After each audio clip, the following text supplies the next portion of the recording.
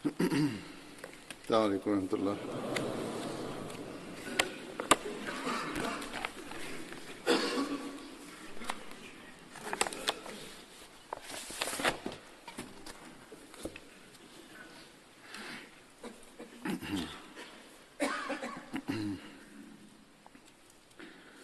أشهد أن لا إله إلا الله وحده لا شريك له وأشهد أن محمدا عبده ورسوله أما بعد فأعوذ بالله من الشيطان الرجيم بسم الله الرحمن الرحيم الحمد لله رب العالمين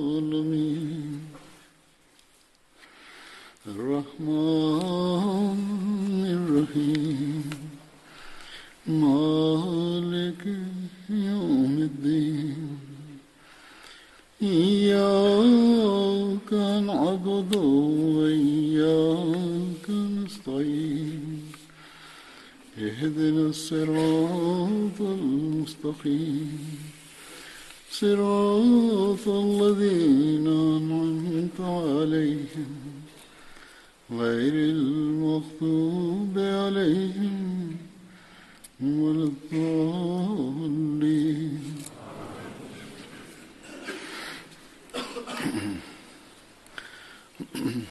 The name of the first of the companions that I will mention today is Hazrat Sa'ib bin Usman radiyallahu ta'ala anhu. Hazrat Sa'ib bin Usman belonged to the Banu Jumah tribe, and he was the son of Hazrat Usman bin Mazun radiyallahu ta'ala anhu. His mother's name was Khola bint Hakim, and he accepted Islam at the very outset of it.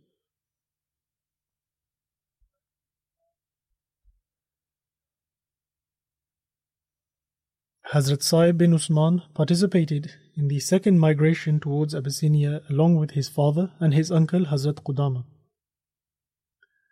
The Holy Prophet, peace be upon him, established a bond of brotherhood, i.e. muwakhat, between Hazrat Sa'ib bin Usman radiyallahu ta'ala anhu and Harsa bin Suraka Ansari after the migration to Medina.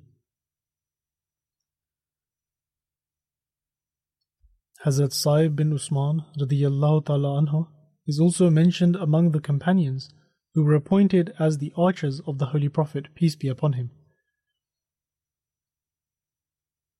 Hazrat Sa'ib bin Usman radiyallahu ta'ala anhu participated in the battles of Badr, Uhud and Khandaq, i.e. the Battle of the Ditch, and all other battles alongside the Holy Prophet, peace be upon him.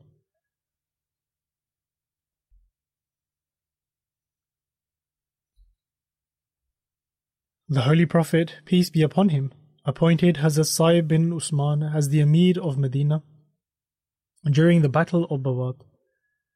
And regarding the Battle of Bawat, which took place in the 2nd Hijri, Hazrat Mirza Bashir Ahmad Sahib radiyallahu ta'ala anhu has written that during the last days of Rabiul Awal, or in the beginning of Rabiul Sani, the Holy Prophet, peace be upon him, once again received news of the Quraysh. Upon this, the Holy Prophet, peace be upon him, took along a community of companions and set out himself. And he appointed Sa'ib bin Usman bin Mazun as the Amir of Medina in his absence. However, the whereabouts of the Quraysh could not be ascertained, and upon reaching Bawat, the Holy Prophet, peace be upon him, returned. Bawat is the name of a mountain of the tribe of Juhayna, located about 48 miles from Medina. Hazrat Sa'ib bin Usman radiyallahu ta'ala anhu participated in the Battle of Yamama, and the Battle of Yamama took place in 12 Hijri during the period of the Khilafat of Hazrat Abu Bakr radiyallahu ta'ala anhu, during which Hazrat Sa'ib radiyallahu ta'ala anhu was shot by an arrow, as a result of which he later passed away. He was just a little over the age of 30.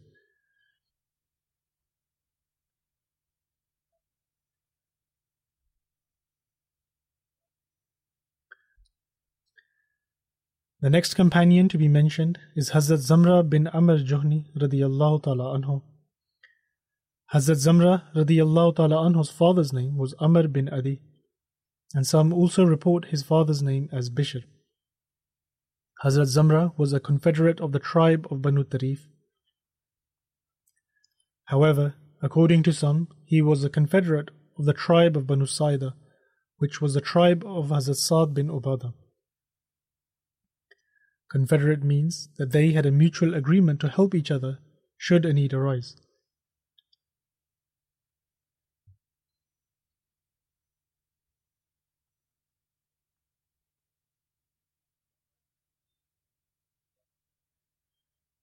Allama ibn Asir writes in Usdul Ghaba that this is not a contradiction because Banu Tarif was a branch of Banu Saida. Hazrat Zamra radiyallahu ta'ala anhu participated in the battles of Badr and Uhud and was martyred during the battle of Uhud.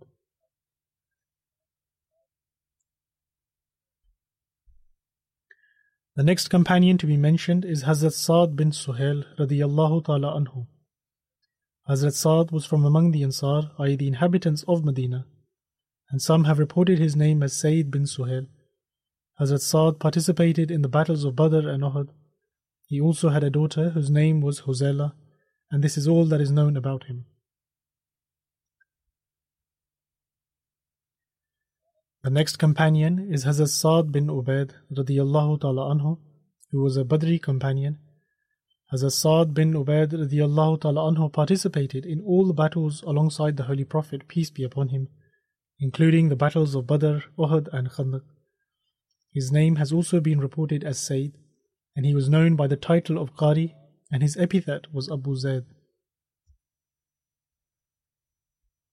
Hazrat Sa'd bin Ubaid radiyallahu ta'ala anhu is counted amongst those 4 companions from among the Ansar who collected the Holy Quran during the lifetime of the Holy Prophet, peace be upon him.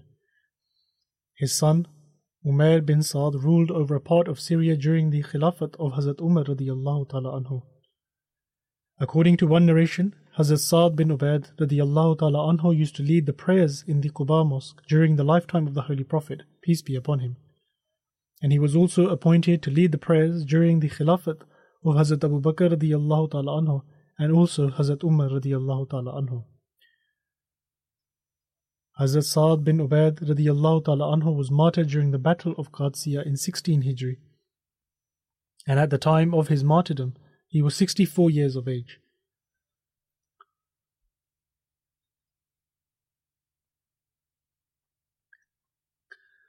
Abdul Rahman bin Abu Layla narrates that during the Battle of Jisr, which took place in 13 Hijri, the Muslims were defeated and suffered a great loss, and Hazrat Sa'd bin Ubaid radiyallahu ta'ala anhu had to retreat from the battle. When he returned, Hazrat Umar radiyallahu ta'ala anhu said to Hazrat Sa'd bin Ubaid that, "Do you wish to go for jihad in the land of Syria?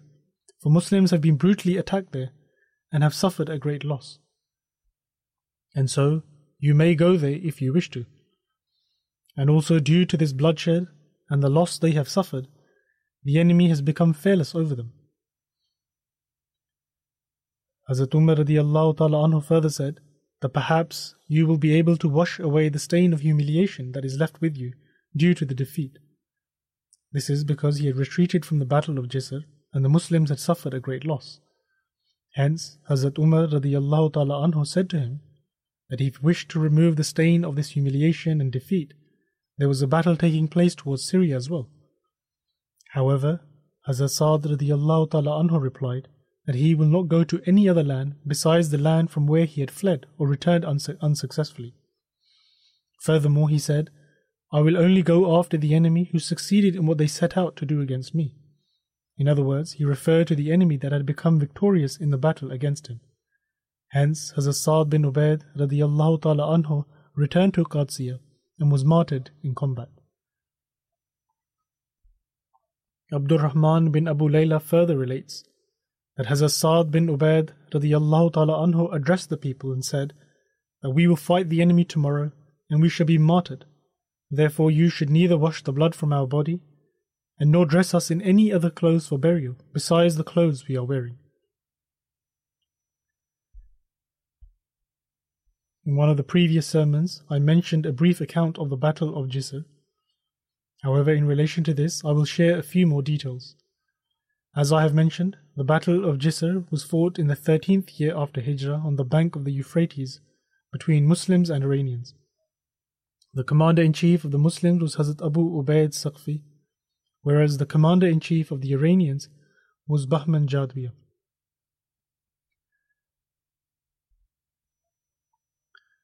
The number of the Muslim army was 10,000, whereas the Iranian army numbered 30,000, and they also had 300 elephants. And since the river Euphrates came in between both armies, fighting ceased between the two for some time. And this continued to the extent that a Jisr, that is a bridge, was constructed over the Euphrates River, with both parties being in agreement over it. Due to this very bridge, it is called the Battle of Jisr. And once the bridge was completed, Bahman Jadwiya sent a message to Hazrat Abu Ubaid saying that will you cross the bridge and come to us, or will you permit us to cross it? Hazrat Abu Ubaid was of the opinion that the Muslim army should cross the river and fight the opposing army. However, the leaders of the army, which included Hazrat Salid, were against this opinion. Nonetheless, Hazrat Abu Ubaid crossed the Euphrates River and attacked the Iranian army.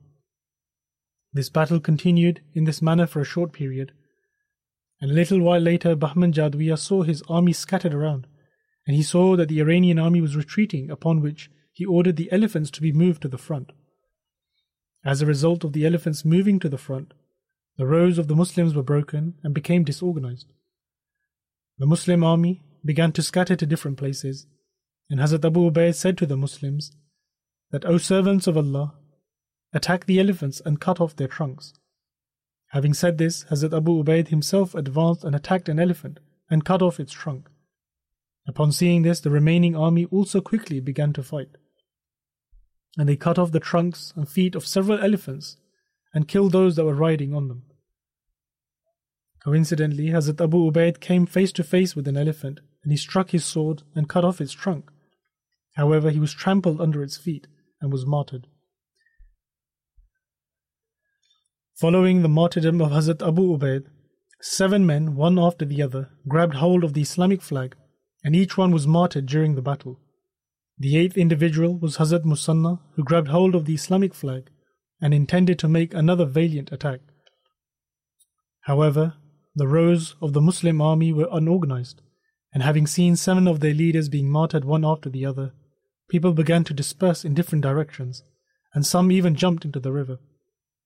Hazrat Musanna and his companions continued to fight courageously, and in the end, Hazrat Musanna was wounded, and whilst continuing to battle against the enemy, he crossed the river and returned. And during this battle, Muslims suffered a great loss. 4,000 Muslim men were martyred, whereas 6,000 Iranian soldiers were killed. Nonetheless, this battle was fought as the Iranians launched continuous attacks against the Muslims, and in order to stop these attacks, permission was sought to fight. The next companion to be mentioned is Hazrat Sahal bin Atiq radiyallahu ta'ala anhu. His name is also mentioned as Suhail, and the name of his mother was Jamila bint Alqama. Hazrat Sahal bin Atiq participated in the second pledge at Aqaba along with 70 Ansar. He had the honor to participate in the battles of Badr and Uhud.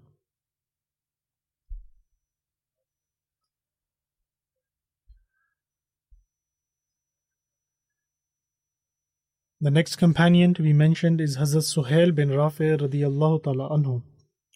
Hazrat Suhail bin Rafi belonged to the tribe of Banu Najjar, and the piece of land on which Masjid-e-Nabwi, i.e. the Holy Prophet, peace be upon him's mosque, was constructed, was the property of his and his brother, Hazrat Sahal. The name of his mother was Zuhaiba bint Sahal, and Hazrat Suhail participated alongside the Holy Prophet, peace be upon him, in all battles, including the Battle of Badr, Uhud and Khandaq, and he passed away during the Khilafat of Hazrat Umar radiyallahu ta'ala anhu.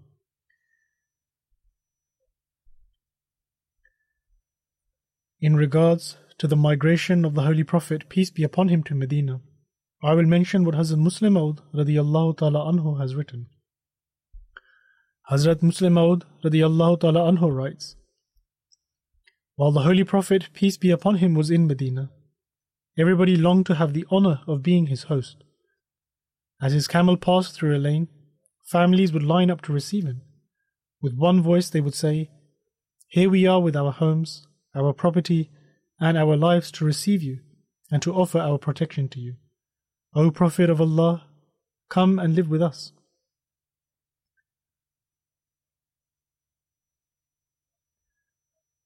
Many would show greater zeal and go forward and hold the reins of the camel and insist on the Holy Prophet, peace be upon him, dismounting in front of their doors and entering their houses.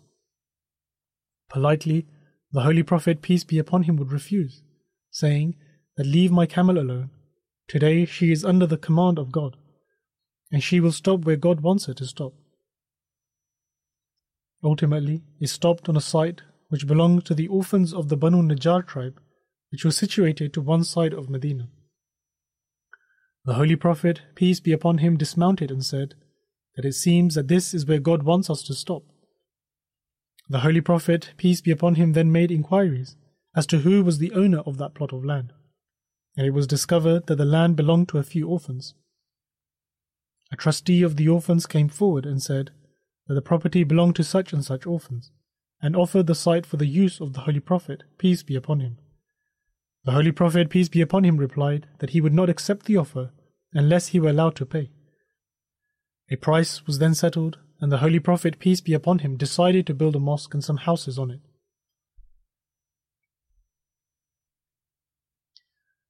Hazrat Mirza Bashir Ahmad Sahib has mentioned more details about this account in Sirat Khatamun Nabiyyin, i.e. the life and character of the seal of the Prophets.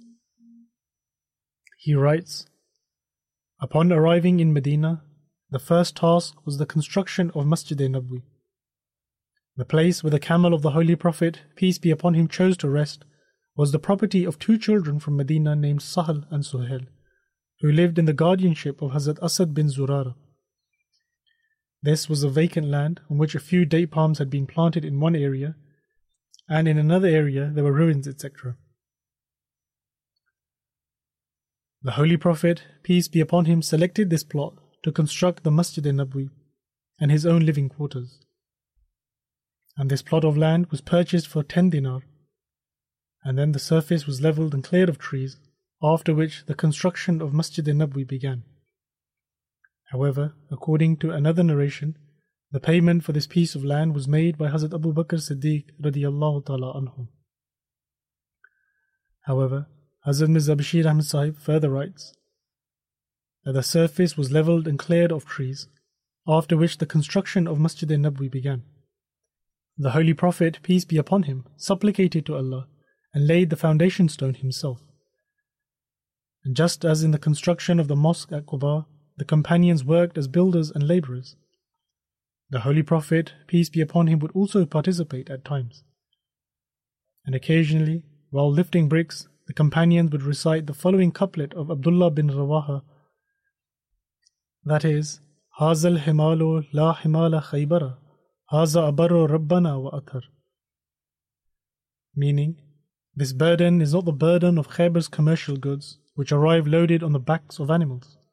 Rather, O our Lord, this is the burden of virtue and purity, which we bear for your pleasure.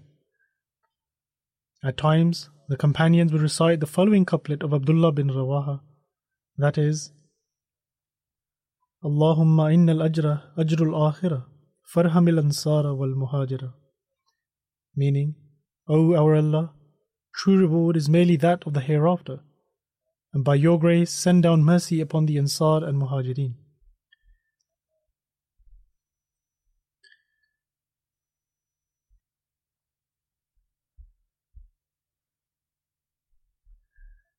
It is said that when the companions would recite this couplet, at times the Holy Prophet, peace be upon him, would also join in. And in this manner, after a long period of hard work, the mosque was completed, and the structure of the mosque was made from slabs and bricks, which were assembled between wooden pillars.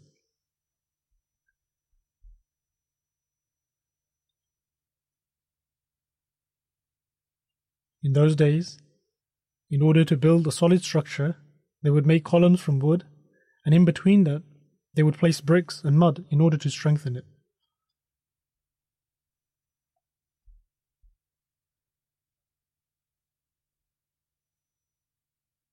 Similarly, the roof was covered by trunks and branches of date palms, and the trunks of date palms were placed inside the mosque to support the roof. And until the building of a pulpit was proposed, the Holy Prophet, peace be upon him, would lean upon one of these trunks when delivering his sermon. The floor of the mosque was unpaved, and since the roof would leak after heavy rainfall, the floor of the mosque would become muddy. As such, in light of this difficulty, later on a floor of gravel was paved. Initially, the direction of the mosque was towards Baitul Maqdis, but after the alteration of the Qibla, this orientation was changed. At that time, the height of the mosque was 10 feet, and the length was 105 feet, and the width was 90 feet. Later on, however, this was extended.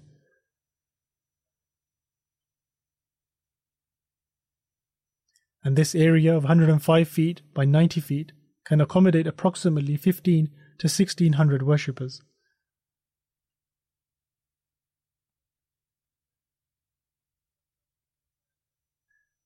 To one corner of the mosque, a veranda was built, which was referred to as a sufa. This was for those destitute muhajirin who were homeless. These people would stay here and were known as the Ashab al-Sufa. As such, they would remain in the company of the Holy Prophet, peace be upon him, day and night, perform worship, and recite the Holy Quran. These people possessed no means of permanent subsistence, and the Holy Prophet, peace be upon him, would take care of them personally. And whenever the Holy Prophet, peace be upon him, would receive a gift, or if there was anything available at home, he would especially separate their share. As a matter of fact, at times the Holy Prophet, peace be upon him, would himself starve and send whatever was in his home to the Ashab al-Sufa.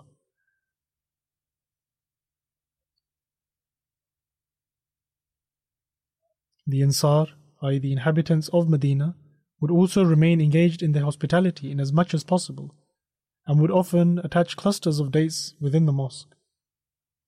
However, despite all this, they lived in a state of adversity and would often reach a state of starvation. And this continued until some found work due to the expansion of Medina, and others began receiving support from the national Baitul Mal. I.e. when the overall condition of the Muslims improved, they also began to receive support.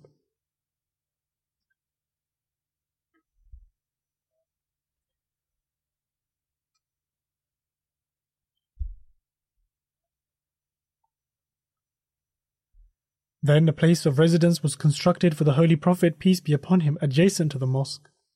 His home was a small chamber of merely 10 to 15 feet.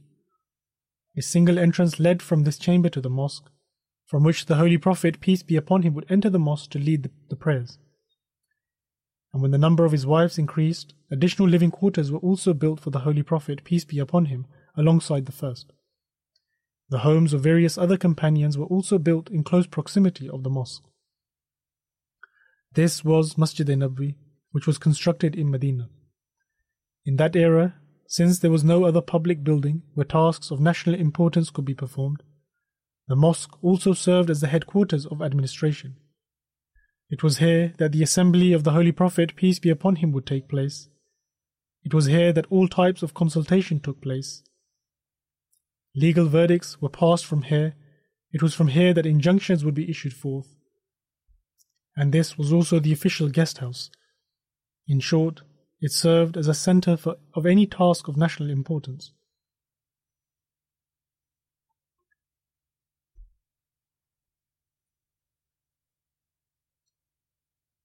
And if required, it would also be used as a confinement for prisoners as well.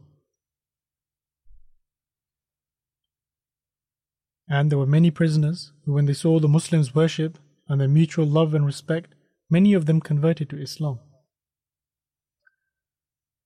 Nonetheless, in this regard, even Sir William Muir, who is an Orientalist, has written the same. And he has written many things against Islam and the Holy Prophet, peace be upon him. However, regarding the mosque, Sir William Muir writes,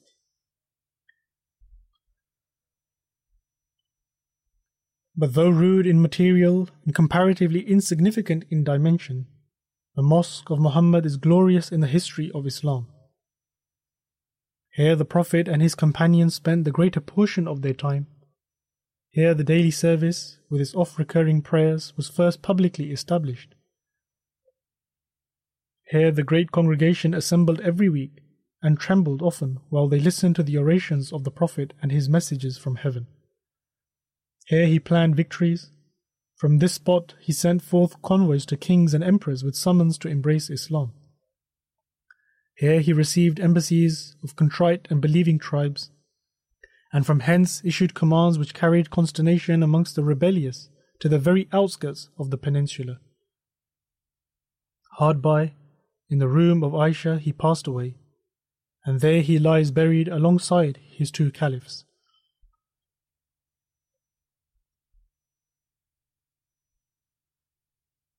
This mosque and its adjoining chambers were constructed in a period of 7 months more or less. The Holy Prophet, peace be upon him, took up residence in his new home along with his wife Hazrat Sauda radiyallahu ta'ala anha.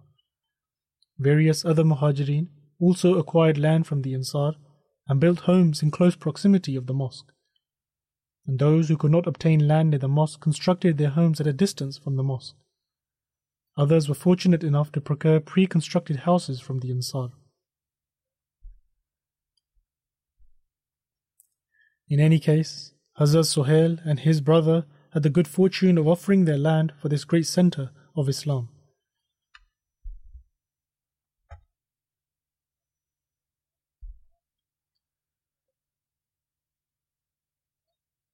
The next companion is Hazrat Saad bin Khasma, who belonged to the Aus tribe. His mother's name was Hind bint Aus. The Badri companion Abu Ziyah Numan bin Sabit was his half-brother from his mother's side. He was known by the titles Abu Khasma and Abu Abdullah. The Holy Prophet, peace be upon him, established a bond of brotherhood, i.e. muakhat, between Hazrat Saad bin Khasma and Hazrat Abu Salma bin Abdul Asad.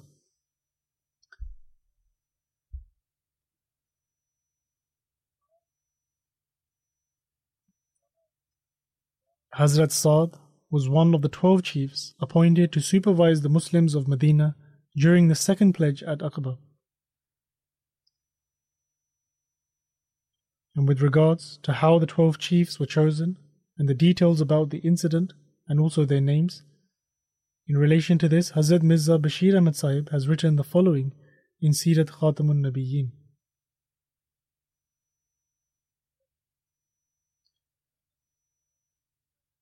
Hazrat Mirza Bashir Ahmad Sahib writes, the following year, that is, Zulhijjah of 13 Nabwi, on the occasion of Hajj, many hundreds of people from the Aus and the Khazraj came to Mecca. Among them, there were 70 such people who had either become Muslim or now desired to become Muslims and came to Mecca in order to meet the Holy Prophet, peace be upon him. Musab bin Umair was also among them. Musab's mother was alive, and although she was an idolatress, she loved him very much. When she was informed of his coming, she sent word that first come and meet me, then go elsewhere. However, Musab responded that I have not yet met the Holy Prophet, peace be upon him, and I shall come to you once I have met him. Therefore, he presented himself before the Holy Prophet, peace be upon him, first, and briefed him on key issues, and then visited his mother. She was very upset, and when she saw him, she began to weep and complain. Musab said, Mother, I tell you something wonderful which is very beneficial for you and should put an end to every disagreement. She inquired, What is that? Musab quietly responded, This, that you forsake idol worship and become a Muslim and believe in the Holy Prophet, peace be upon him. Since she was a firm idolatress, and as soon as she heard this, she began to put up a commotion, saying, I swear by the stars that I shall never enter your religion, and signaled her relatives to capture Musab, but he escaped.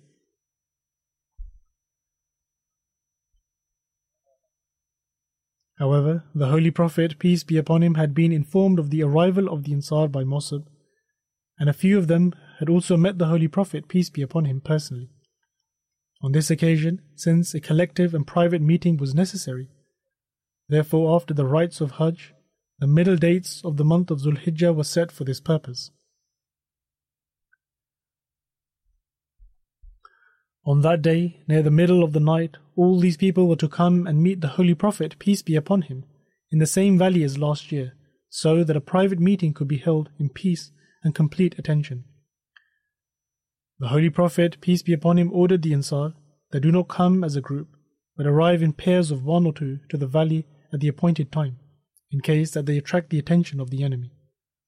He also said that do not wake the sleeping and do not wait for the absent. Therefore, when the appointed date arrived, during the night when about a third of the night had passed, the Holy Prophet, peace be upon him, left his home. He took his uncle Abbas along with him, who was still an idolater, but loved the Holy Prophet, peace be upon him, and was a chief of the Hashim dynasty. Both of them reached this valley, and it was not long before the Ansar began to arrive in pairs of 1 and 2. These were 70 souls from the Aus and the Khazraj tribe. In the very beginning, Abbas, who had not yet accepted Islam, began the discourse saying that, O party of the Khazraj, Muhammad ﷺ is revered and beloved within his dynasty. To this day, his dynasty has always remained responsible for his protection, and in times of danger has always come forward. But now Muhammad ﷺ intends to leave his homeland and reside with you. As such, if you wish to take him, you must protect him in every way, and will have to face every enemy. If you are prepared for this, then well and good. Otherwise, give a forthright answer, for true speech is good.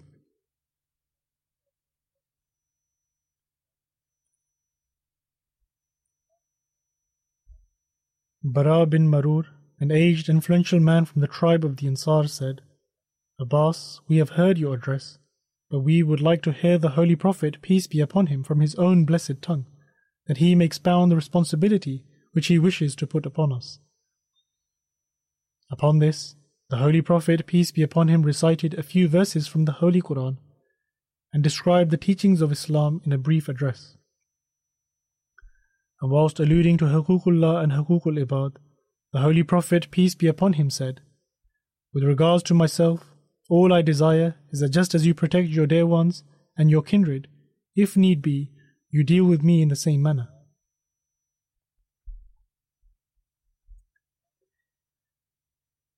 When the Holy Prophet, peace be upon him, had completed his address, as per the custom of Arabia, Bara bin Marur took the hand of the Holy Prophet, peace be upon him, into his own, and said, O Messenger of Allah, we swear by the God who has sent you with truth, that we shall protect you with our lives, for we have been raised under the shadows of swords.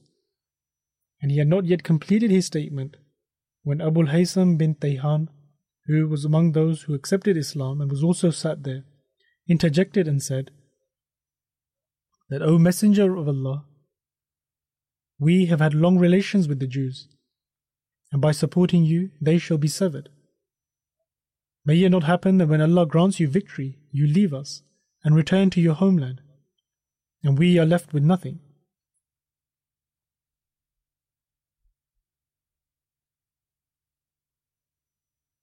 Upon this, the Holy Prophet, peace be upon him, laughed and said that this shall certainly not happen, for your blood shall be mine, and your friends shall be my friends, and your enemies shall be my enemies. Upon this, Abbas bin Ubadah Ansari looked to his companions and said, O people, do you understand the purpose of this treaty and pledge? This means that you should now prepare yourselves to confront everyone, no matter who they may be, and should be ready to offer any sacrifice. This means that you should now prepare yourselves to face every opponent of the Holy Prophet, peace be upon him, and be ready to offer every kind of sacrifice. Upon this, they replied that yes, we understand, but O Messenger of Allah, what shall we receive in exchange for this? In other words, what will we receive after doing all of this? The Holy Prophet, peace be upon him, replied that you will receive the paradise of God which is the greatest of all his rewards. Upon this they all said that we agree to this bargain. O Messenger of Allah, extend your hand. The Holy Prophet, peace be upon him, brought forth his blessed hand, and this group of 70 devotees was sold at the hand of the Holy Prophet in a defensive pact. And the name of this Bay'at is the second Bay'at al-Aqaba. When the Bay'at had taken place, the Holy Prophet, peace be upon him, said that Moses a.s. appointed 12 chiefs among his people, who served as their supervisors and protectors. Similarly, I also wish to appoint 12 chiefs from among you, who shall be your supervisors and your protectors. They shall be like the disciples of Jesus a.s. unto me, and they shall be answerable to me regarding the people. As such, propose the names of worthy men before me. Therefore 12 men were proposed, who the Holy Prophet, peace be upon him, approved, and appointing each as a supervisor to one tribe, he explained to them their duties. For some tribes the Holy Prophet, peace be upon him, appointed 2 chiefs. In any case, the names of these 12 chiefs are as follows: Asad bin Zurara, Usaid bin al-Hudayr, Abul Haytham Malik bin Tayhan, Saad bin Ubada, Bara bin Marur, Abdullah bin Rawaha, Ubada bin Samit, Saad bin Rabi, Rafi bin Malik, Abdullah bin Amr, and Saad bin Khasma, who is the companion whose account is being narrated. He was also appointed as one of the chiefs. And the last one was Munzir bin Amr.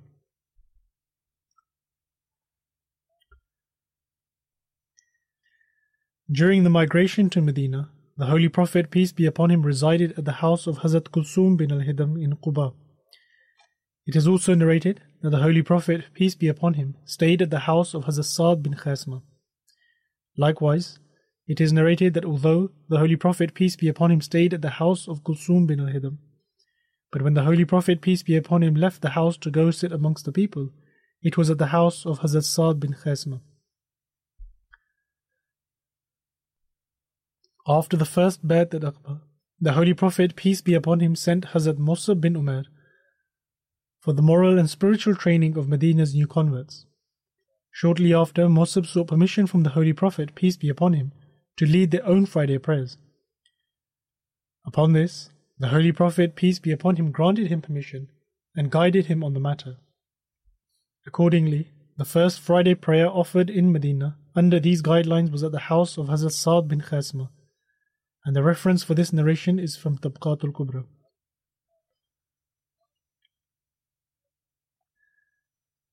Hazrat Saad bin Khasma owned a well in Quba which was called Al-Ghars, and the Holy Prophet, peace be upon him, would regularly drink from that well, and had said regarding the well that this is from the fountains of paradise, and its water is excellent, meaning it's palatably sweet and cool.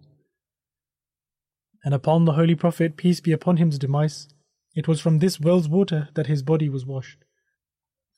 Hazrat Ali radiyallahu ta'ala anhu narrates that the Holy Prophet, peace be upon him, had said, "Upon my demise, take 7 buckets of water from the well of Ghars to wash my body."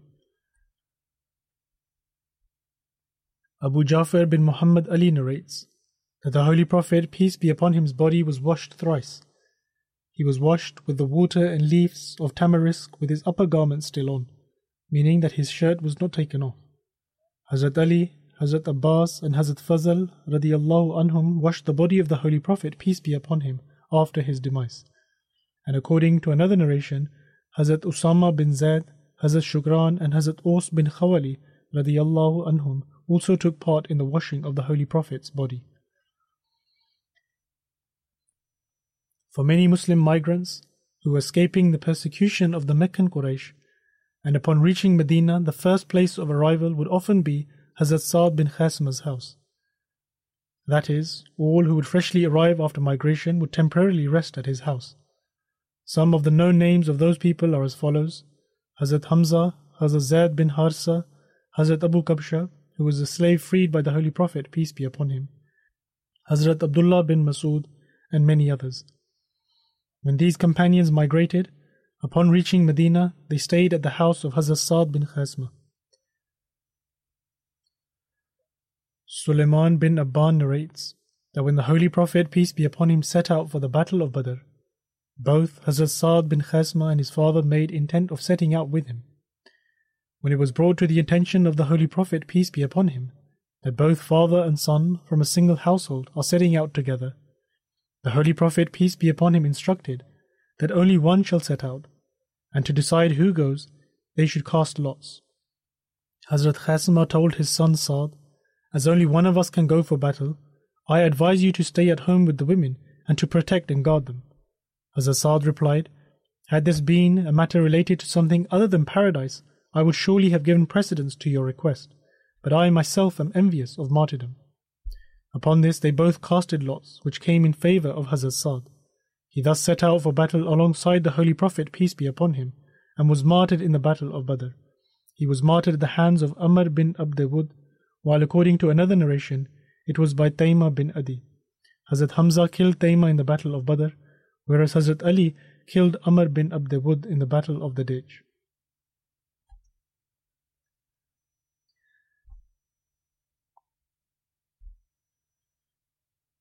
According to one narration, Hazrat Ali radiyallahu ta'ala anhu states that on the day of Badr, when the sun had fully appeared, the Muslim and Meccan armies clashed, meaning that the battle had begun.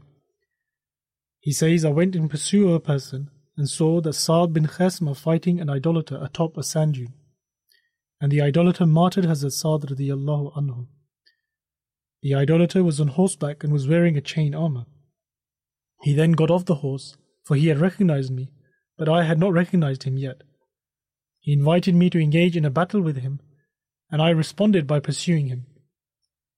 As he came forward to attack me, I evaded his line of attack, because he was coming from atop, and this was disadvantageous to me. This was a technique in battle, and so Hazrat Ali radiyallahu ta'ala anhu states that I couldn't afford him attacking me from above. And when I was stepping aside for this reason, the idolater shouted that, O son of Abu Talib, are you running away?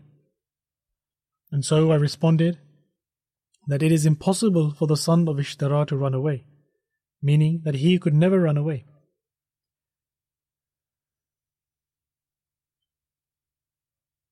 The term Ishtara had become proverbial among the Arabs, and they say that history relates an incident of a thief who would come to steal from people, and when they attacked him, he would run away. However, his running away was only temporary, for he would strike again at the first opportunity. Thus, this gained fame as a proverb among the Arabs.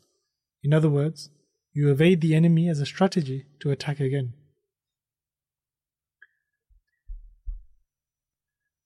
Hazrat Ali radiyallahu ta'ala anhu further states that when I planted my feet to fight, he approached me and attacked me with his sword, which I blocked with my shield.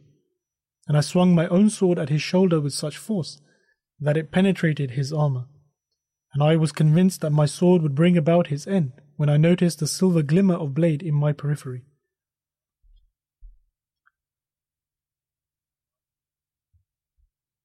Hazrat Ali radiyallahu ta'ala anhu further states, I was about to attack a second time, but immediately lowered my head when I noticed another blade coming towards me from behind. The second blade missed me and hit my opponent with such force that his head altogether became severed from his body along with its helmet. Hazrat Ali radiyallahu ta'ala anhu states, when I turned around to look, it was Hazrat Hamza radiyallahu anhu saying, Take this, I am the son of Abdul Muttalib. And from this narration of Hazrat Ali radiyallahu anhu, it seems that Taymah bin Adi martyred Hazrat Saad radiyallahu anhu and then was killed there as well.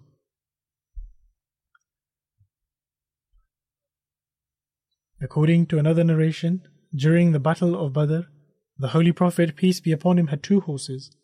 On one of the horses, Hazrat Musa bin Umair was sat, and on the other was Hazrat Saad bin Khasma.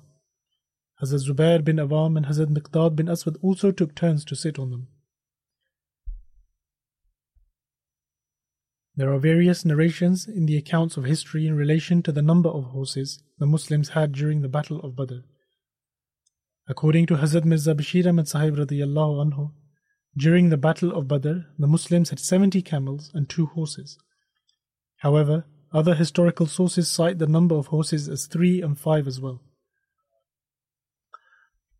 But irrespective of the amount of provisions and the number of horses and the camels the Muslims had, it was incomparable to the provisions and number of horses which were in the possession of the enemy.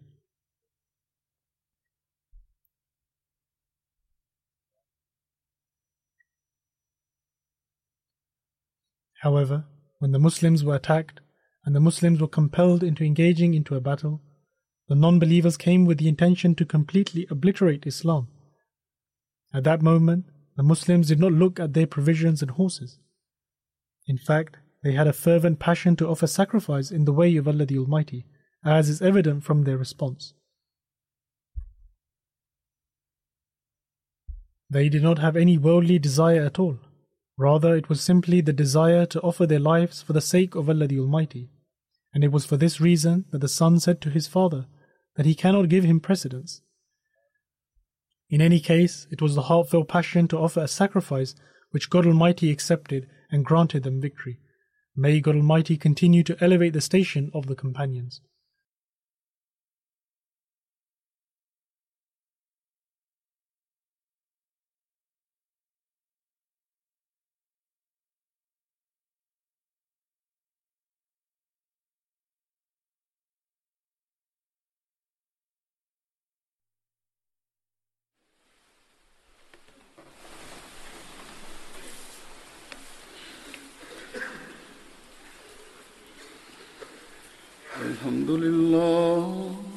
الحمد لله نحمده ونستعينه ونستغفره ونؤمن به ونتوكل عليه ونعوذ بالله من شرور أنفسنا ومن سيئات أعمالنا من يهده الله فلا مضل له ومن يضلل فلا هادي له ونشهد أن لا إله إلا الله ونشهد أن محمدا عبده ورسوله عباد الله رحمكم الله إن الله يأمر بالعدل والإحسان